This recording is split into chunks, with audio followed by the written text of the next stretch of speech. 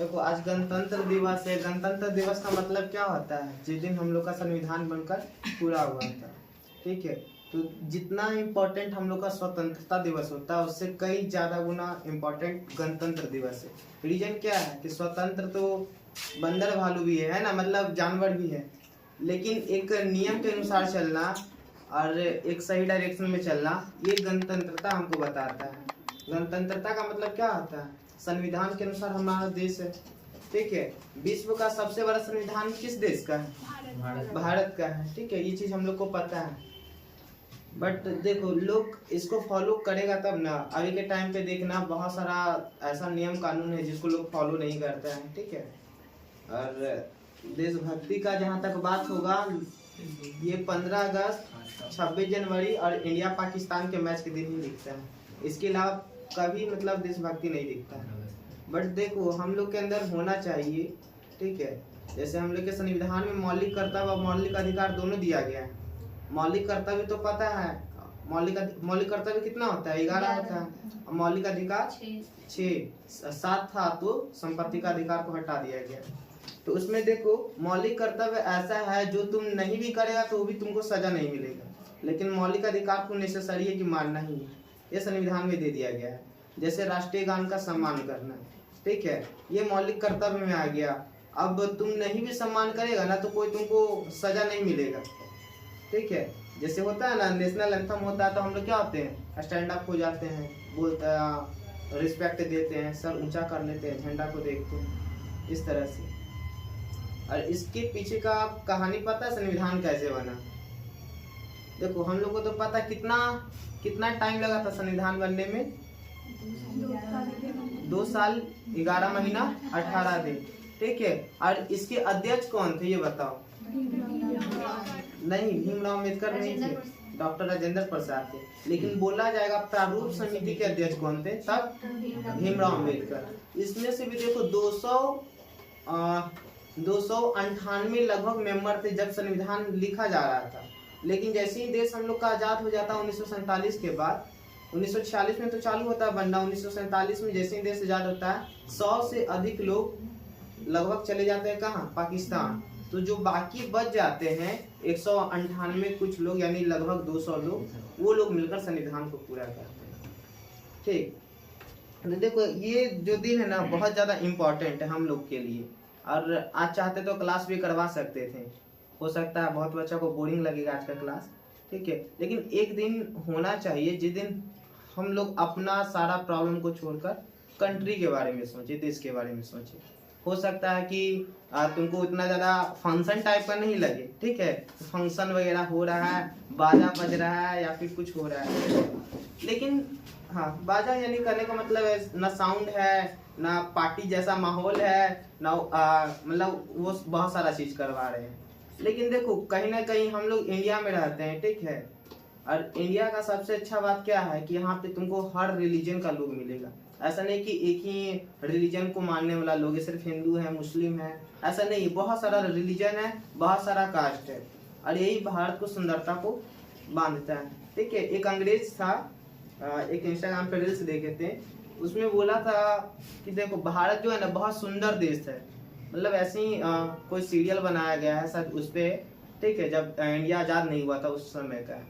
तो बोला गया था कि भारत बहुत ज्यादा सुंदर देश है, लेकिन भारत का सुंदरता को जो खत्म कर रहा है ना, ये कर रहा है जातिवादी, ठीक है, यानी जो कास्ट सिस्टम है ना, यही भारत का सुंदरता को खा रहा है, ठीक है। तो भारत पूरा रूप से स्वतंत्र थोड़ी हुआ है अभी तक देखना बहुत सारा गांव में, बहुत सारा शहर में, ठीक है, अभी भी जातिवादी होता है, अभी भी धर्म के नाम पे लोग दंगा करता है, ठीक है।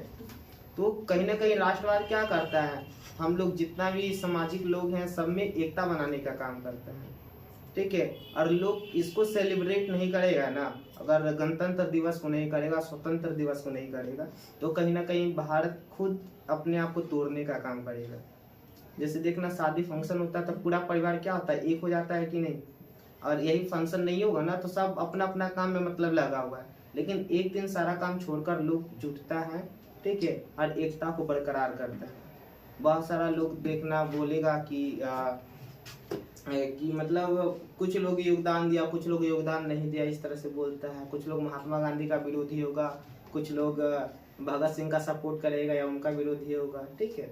लेकिन कहीं ना कहीं हिंसात्मक हो या अहिंसात्मक हो, सभी लोग अपना अपना योगदान दिए, ठीक है। लेकिन उससे भी बड़ा बात पता है क्या, कि वो लोग जो हम लोग को विरासत सौंप के गए हैं, देश का आज़ादी सौंप के गए हैं, संविधान बना के गए हैं, ठीक है, हम लोग उसको डेवलप करें, आगे बढ़ाएं, ठीक। तो देखो हम लोग अपना निजी काम तो करते ही रहते हैं, वो छोड़ दो, तुम जो किताब में पढ़ा है ना वो छोड़ दो, बस इतना देखो कि वो लोग अपना पूरा लाइफ बर्बाद कर दिया देश के लिए। तो जो सौंप गया है ना उसको संभाल के रखे और उसको डेवलप करे, आगे बढ़े, ठीक है। इसके लिए हम लोग क्या कर सकते हैं, इसके लिए तुमको कोई आर्मी बनने की जरूरत नहीं है, जाके बॉर्डर पे लड़ाई करने की जरूरत नहीं है, ठीक है। अपना लाइफ को बेटर बना लो, वही बहुत सारा चीज है, ठीक है। बहुत सारा लोग बोलता है ना कि फैमिली के लिए करना है, इसके लिए करना है, देश के लिए करना है, कुछ नहीं, तुम खुद का डेवलपमेंट करो, ठीक है। जो बच्चा इकोनॉमिक पढ़ रहा होगा, हिस्ट्री पढ़ रहा होगा, या पॉलिटिकल साइंस पढ़ रहा होगा, या ज्योग्राफी पढ़ो, सब में एक ही बात बताया गया है, तुम अगर खुद का डेवलपमेंट करता है तो तुम्हारा स्टेट का डेवलपमेंट होता है, स्टेट का डेवलपमेंट होता है तो इंडिया का डेवलपमेंट होता है, ठीक है। तो तुम खुद पे ध्यान दो, तुम देश के लिए नहीं भी करेगा ना, खुद अगर तुम लाखों रुपया महीना कमाएगा, करोड़ों रुपया महीना कमाएगा, तो देश खुद ब खुद बढ़ेगा, क्योंकि तुमसे तुम्हारे थ्रू टैक्स जाएगा, टैक्स देश चलेगा, ठीक है। जितना ज़्यादा अपॉर्चुनिटी होगा, जितना ज़्यादा बिजनेस होगा, या फिर जितना ज़्यादा जॉब क्रिएट होगा, देश उतना ज़्यादा ग्रोथ होगा, ठीक। तो अगर तुमको ऐसा लगता है ना कि देश का सेवा करने के लिए बॉर्डर पे लड़ना पड़ता है, सिर्फ राष्ट्रीय गीत गाना पड़ता है, राष्ट्रीय गान गाने से ही देश आगे बढ़ेगा, तो ऐसा रियलिटी नहीं है, ठीक है। हाँ, उससे एकता कहीं ना कहीं हम लोग का बनता है, बट देश सही में आगे तब बढ़ेगा जब तुम अपना लाइफ में कुछ करोगे, ठीक है।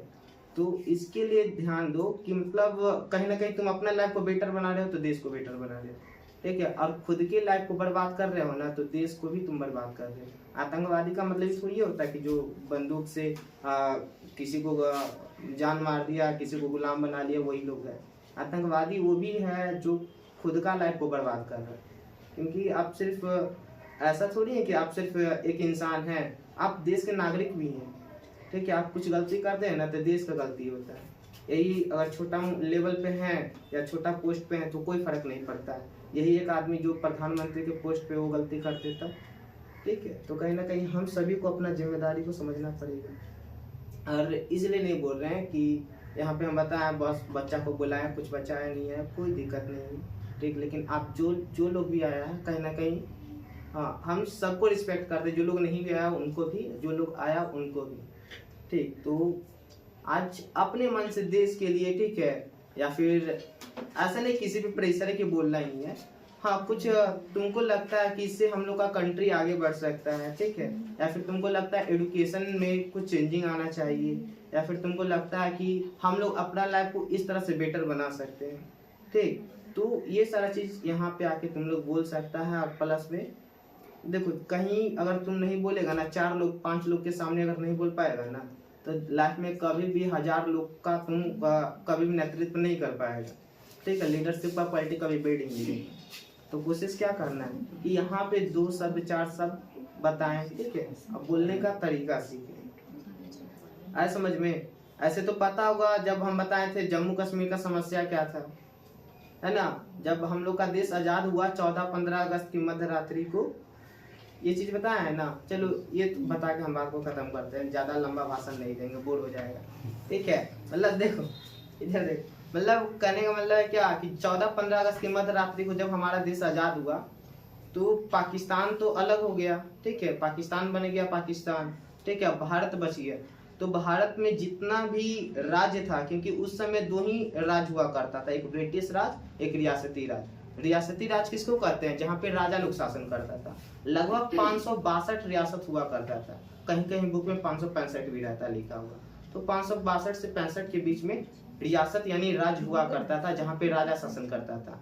और जितना एरिया जहाँ पे राजा शासन करता था उसको पीला भारत कहते हैं, और जहाँ पे अंग्रेजी सरकार यानी ब्रिटिश सरकार शासन करता था उसको लाल भारत कहते हैं। तो लाल भारत तो खत्म हो गया क्योंकि अंग्रेज चला गया, बच गया रियासती भारत, ठीक। तो वहाँ पे भारत सरकार यानी भारतीय संघ वहाँ पे कब्जा कर दिया। अब जितना भी राजा था ना उसके पास 3 ऑप्शन था, क्या क्या, या तो आप भारतीय संघ में मिल जाइए, नहीं तो आप पाकिस्तान में मिल जाइए, नहीं तो स्वतंत्र बने रहिए, ठीक है। तो जितना भी राज का राजा था ना, सब भारतीय संघ में मिल गया, लेकिन कुछ लोग पाकिस्तान में भी मिल गया, कुछ लोग भारतीय संघ में मिला, ज्यादातर भारतीय संघ में मिला। इसलिए देखना भारत का जो स्ट्रक्चर है ये बड़ा है, ठीक। और कुछ कुछ राज्य ऐसा था जैसे मणिपुर हो गया, जम्मू कश्मीर हो गया, ठीक, जूनागढ़ हो गया, ये लोग का जो शासक था वो लोग जल्दी मान नहीं रहा था। तो जूनागढ़ हो गया, मणिपुर हो गया, ये लोग तो मान गया, लेकिन जम्मू कश्मीर का जो राजा था हरि सिंह, ये मानने को तैयार नहीं था कि हमको, वो बोला कि हमको स्वतंत्र बनना है, ना भारत के साथ मिलेंगे ना पाकिस्तान के साथ मिलेंगे। तो जैसे ही बोला गया कि हम स्वतंत्र रहेंगे, पाकिस्तान का आर्मी आया, वहां पे जम्मू कश्मीर पे अटैक कर दिया, ठीक है। जैसे ही अटैक करता है वहां पर, देखो जैसे ही अटैक करता है वहां पे क्या होता है, राजा हरि सिंह कहता है कि अब हमको लगता है भारत के साथ मिलना चाहिए। तो जैसे ही भारत का विलय पत्र पर साइन करता है, इंडियन आर्मी जाता है, और उस समय भारत के प्रधानमंत्री कौन थे बताओ तो? जवाहरलाल नेहरू। तो इंडियन आर्मी जाता वहां से जितना भी आतंकवादी होता है उसको भगाता है और जम्मू कश्मीर को आजाद करवाता है। और वहीं से देखो तत्काल में हम लोग का संविधान बना ही नहीं था, इसीलिए जम्मू कश्मीर को उस समय विशेष राज्य का दर्जा दिया गया था, और वहाँ पे आर्टिकल 370 यानी अनुच्छेद 370 लागू हुआ था। इसके अलावा एक और अनुच्छेद लागू हुआ था 35A के तहत क्या होता है, वहाँ पे कोई भी व्यक्ति जमीन का खरीद बिक्री नहीं कर सकता है, ठीक है। वहाँ पे घूम फिर सकते हैं, बट वहाँ पे जमीन का खरीद बिक्री नहीं कर सकते। ये 2015 या 19 में खत्म हो गया है ना जम्मू कश्मीर का समस्या, 2019 में खत्म हुआ। विशेष राज्य का दर्जा यानी अनुच्छेद 370 खत्म हो गया, ठीक है। तो देखो इस तरह का समस्या था, लेकिन अभी के डेट में भी देखना, जब भी कोई प्रॉब्लम होता है ना, जैसे पाकिस्तान का देख लो हालत खराब है, जैसे प्रॉब्लम होगा ना तो लोग को क्या बोल देगा कि देखो जम्मू कश्मीर को छीन रहा है इंडिया, ठीक है, यानी ध्यान भटकाने के लिए बोल दिया जाता है। उसी तरह से जब भारत का जो एजेंडा बना दिया गया है, ठीक है, भारत का विकास के बारे में तुम बोलेगा ना तो बोलेगा हिंदू खतरा में, बोलेगा मुस्लिम खतरा में, इस तरह का स्ट्रक्चर बना दिया गया। डेवलपमेंट कहाँ है पता ही नहीं है, ठीक है। अगर डाटा देखा जाएगा, ऐसे देखो हम बीजेपी या कांग्रेस का सपोर्टर नहीं है, बट देखो डाटा देखा जाएगा तो गूगल पे देख लेना, पहले 2014 से पहले भारत जब से आजाद हुआ तब से लेकर 2014 तक भारत पे जो कर्जा था, कुल कर्जा, ये 100 करोड़ के कुछ करीब में था, ठीक है। जैसे ही 2014 से लेकर 2024 के बीच में 10 साल होता है ना, इसमें देखेगा तो मतलब पहले पूरा जब से आजाद हुआ तब से लेकर अभी तक, ठीक है, टोटल कर्जा 55 लाख करोड़ होता है, और 2014 से लेकर 2024 के बीच में 155 लाख करोड़ होता है, यानी उतना साल में 55 लाख करोड़ कर्जा हुआ 60-70 साल में, ठीक है। और यही 10 साल में देख लेना कितना हो गया, 155 लाख करोड़, यानी डायरेक्ट दुगना 10 साल में हो गया। और इसमें देखो एक चीज और देखा गया है, जो अडानी 106 नंबर पे था एशिया में कुल अमीरी के मामले में, वो अभी टॉप 1 पे है, ठीक है। तो ये कैसे हो गया, 2014 में देखेगा तो नरेंद्र मोदी का सरकार आया, तो कहीं ना कहीं देखो सरकार कुछ ना कुछ भ्रष्टाचार वगैरह किया है, ठीक। तो ये देखो मेरा पर्सनल ओपिनियन है, किसी पे हम दबाव नहीं डाल रहे हैं, बट देखो पॉलिटिक्स में तुम लोग को भी इंटरेस्ट लेना चाहिए, ठीक है, कि पॉलिटिक्स में हो क्या रहा है, ताकि देश दुनिया का तुम लोगों को भी ज्ञान रहे। तो बारी बारी से सभी बच्चे आएंगे, अपना कुछ ना कुछ ओपिनियन देंगे। संघर्षों के साए में इतिहास हमारा पलता है, जिस ओर जवानी चलती है जिस ओर जमाना चलता है। इसीलिए अगर आप लोग आज के समय में अपने आप को जिस तरह से डेवलप करेंगे, जिस तरह का बनाएंगे, वो आपके भविष्य में वैसा आपके अपने आप में दिखेगा, ठीक है। इसीलिए देशभक्ति हो या संस्कार हो, फैमिली रिलेटेड जो इश्यूज हैं, उन सब चीजों में जरूरी नहीं आप इंटरफेयर करें, लेकिन उन सब चीजों को समझने का प्रयास जरूर करें। सर जैसा बता रहे थे उन चीजों को हम थोड़ा रिवील किए हैं। चलिए, गणतंत्र दिवस की आप सभी को बहुत बहुत शुभकामनाएं। अपने बारे में तो बताने की जरूरत नहीं है ना। चलिए, हम पूछे थे आप लोगों से कि गणतंत्र दिवस क्यों मनाया जाता है, तो लगभग लोगों का यही जवाब था कि सर उस दिन संविधान लागू हुआ था। संविधान लागू हुआ था ये बात तो है, लेकिन उसी दिन ही संविधान क्यों लागू हुआ? आप पहले पढ़े होंगे कि 26 नवंबर 1949 को संविधान बन के तैयार हो गया था, ये पढ़े हैं। लेकिन 26 जनवरी को क्यों लागू किया गया? चलिए इसके बारे में थोड़ा सा समझिए। सबसे पहले स्वतंत्रता दिवस 26 जनवरी 1930 को पहले से मनाते हुए, मतलब 1930 से मनाते हुए आया जा रहा था, लेकिन संयोगवश हमारा देश कब आजाद हो गया? 15 अगस्त 1947 को। तो हमारा स्वतंत्रता दिवस का जो डेट था 26 जनवरी, वो शिफ्ट हो गया 15 अगस्त के पास। 15 अगस्त से स्वतंत्रता दिवस सेलिब्रेट होने लगा। फिर ये जो 26 जनवरी का दिन था ये खाली हो गया। फिर 26 नवंबर 1949 को जब संविधान बनकर तैयार हुआ, उस दिन संविधान सभा के जो सदस्य अध्यक्ष थे उन्होंने निर्णय लिया कि हम लोग 26 नवंबर को नहीं बल्कि 26 जनवरी को झंडा फहराएंगे। और 26 नवंबर और 26 जनवरी में सिर्फ 2 महीना का अंतर है, इसीलिए 2 महीना लेट करके 26 जनवरी को संविधान लागू किया गया। और उसी दिन से हम लोग क्या मनाते हैं? 26 जनवरी नहीं, गणतंत्र दिवस मनाते हैं। 26 जनवरी को मनाते हैं ना। सबसे पहले आप सभी को 26 जनवरी गणतंत्र दिवस की हार्दिक हार्दिक शुभकामनाएं। यहाँ उपस्थित आर्ट्स क्लासेज के आप सभी नायाब कोहिनूर एवं गणमान्य शिक्षकगण, आप सबों का मैं सचिन कुमार अभिवादन करता हूँ। मैं अपनी शब्दों की शुरुआत इन पंक्ति के माध्यम से करना चाहूँगा कि ये बात हवाओं को बताए रखना, ये बात हवाओं को बताए रखना, रोशनी होगी बस चिरागों को जलाए रखना, और लहू बहाकर हिफाजत हमने जिसकी की है उस तिरंगों को अपने दिलों में बसाए रखना।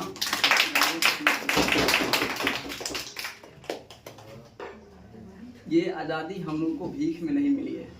न जाने कितने वीर सपूतों ने अपने जान निछावर कर दी, कितनी माताओं बहनों की गोद सुनी हो गई, कितनी माताओं बहनों ने अपने माथे पे राख का तिलक लगा लिया, तब जाकर के हमारा ये देश आज़ाद हुआ। हम लोग सौभाग्यशाली हैं कि हम लोग का जन्म इस स्वतंत्र भारत में हुआ। इस देश में अनेकों वीर सपूतों ने जन्म लिए। अभी इस कपकपाती ठंड में 5 डिग्री सेल्सियस तापमान, 7 डिग्री सेल्सियस तापमान एक ऐसी तापमान होती है जिस पर एक सामान्य व्यक्ति अपने घर से बाहर नहीं निकल पाते।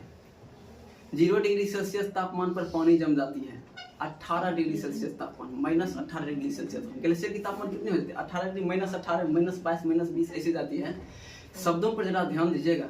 -18 डिग्री सेल्सियस तापमान पर भी हमारे देश के वीर जवान सरहद पर इस देश की सुरक्षा करने के लिए मौत के दरवाजे पर सीना तान कर खड़े रहते हैं, जिनके बदौलत हम अपने घर में सुख चैन से सुरक्षित रह पाते हैं।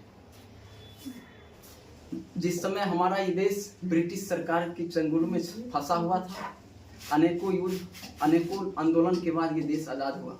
उस समय देशभक्ति की कसौटियाँ कुछ अलग थी और अभी देशभक्ति की कसौटियाँ कुछ अलग हैं।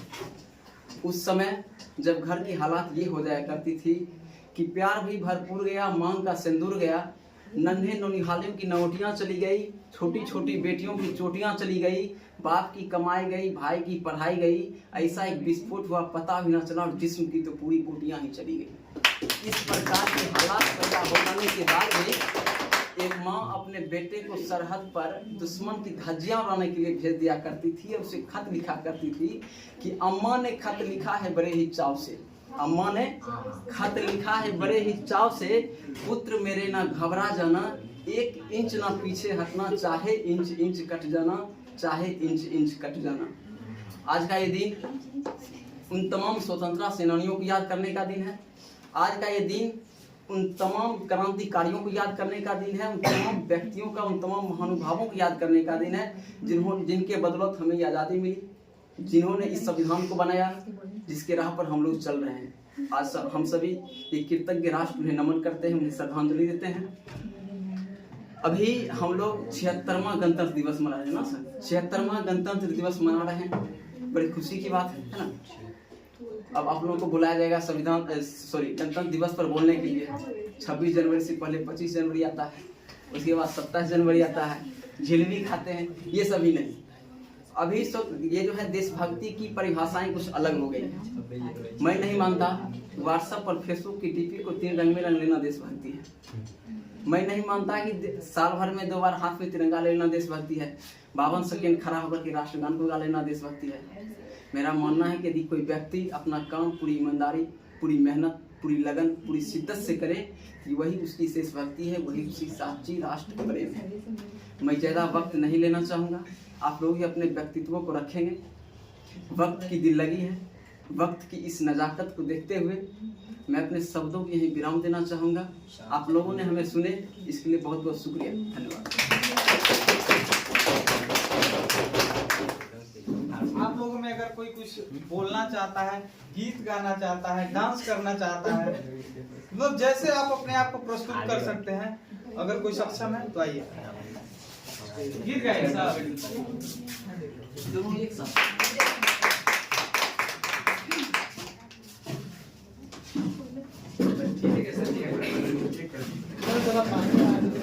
मेरा नाम तनुज कुमारी है, मैं क्लास 12 में पढ़ती हूँ। मेरा नाम अनुप्रिया है। आज गणतंत्र दिवस के शुभ अवसर पर हम लोग आप लोगों के सामने कुछ शायरी बोलना चाहेंगे। ना पूछो जमाने से कि क्या हमारी कहानी है, ना पूछो जमाने से कि क्या हमारी कहानी है, हमारी पहचान तो बस इतनी है कि हम सभी हिंदुस्तानी हैं। वाह वाह। देश की शान है, देशभक्तों से ही देश की मान है, हम उस देश के फूल है यारो, जिस देश का नाम हिंदुस्तान है। और ये लास्ट है, तैरना है तो समुद्र में तैरो, नदी नालों में क्या रखा है, तैरना है तो समुद्र में तैरो, नदी नालों में क्या रखा है, और प्यार करना है तो अपने वतन से करो, इन बेवफा लोगों में क्या रखा है। गणतंत्र दिवस की हार्दिक शुभकामनाएं। मेरा नाम ईशांत है। मैं कुछ लाइन है, जो भी गलती हो माफ कर दीजिएगा मुझको। आज हम गणतंत्र दिवस मना रहे हैं, खुशी और गर्व की बात है, लेकिन हमें ये भी स्वीकार करना चाहिए कि देश अभी भी कई चुनौतियों का सामना कर रहा है, जैसे गरीबी, भुखमरी, बेरोजगारी, भ्रष्टाचारी हमारे विकास में बाधा बन रही है। लेकिन युवा चाहे तो हालात बेहतर बना सकते हैं। युवाओं के पास वे ऊर्जा और प्रतिभा है जो देश को नई ऊंचाइयों तक ले जा सकता है।